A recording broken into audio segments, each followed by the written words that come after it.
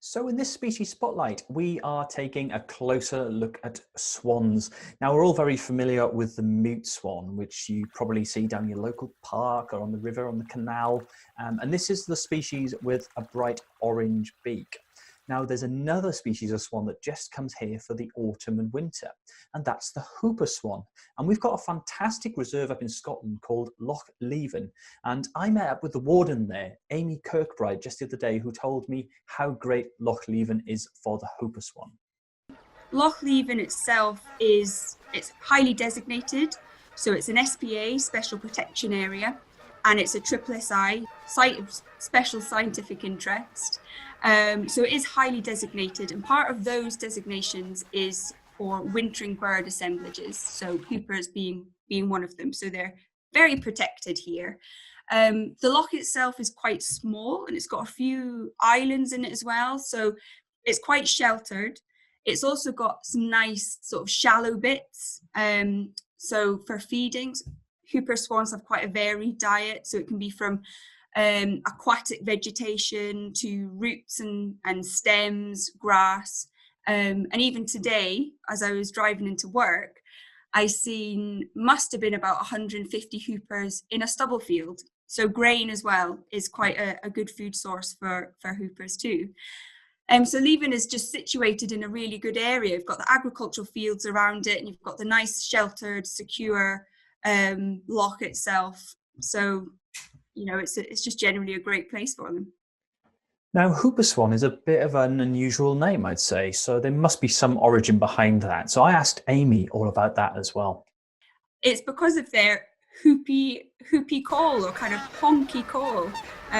Some people kind of liken it to an old-fashioned car horn, which I think is quite accurate. It's actually quite a good distinguishing feature as well for whoopers, because sometimes if you've got a group of swans and you can't quite see where you are, what kind of swans they are.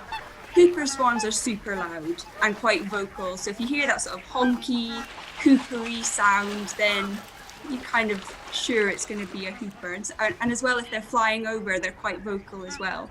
Now, I mentioned earlier on that mute swans have that bright orange beak, and the key identification feature for a whooper swan is actually the beak. It's a big white bird like the mute swan, but they have a yellow and black beak. Now, the majority is yellow and the tip is black. Now, there is a third species of swan that migrates here just for the autumn and winter, and that's the Bewick swan. And they're a little bit smaller and have a bit more black on the beak. But that's the key to identifying your whooper swans. Take a look at that beak. And as Amy said earlier on as well, that amazing whoopy call. So whooper swans are not with us year round, are they? So where are they coming from?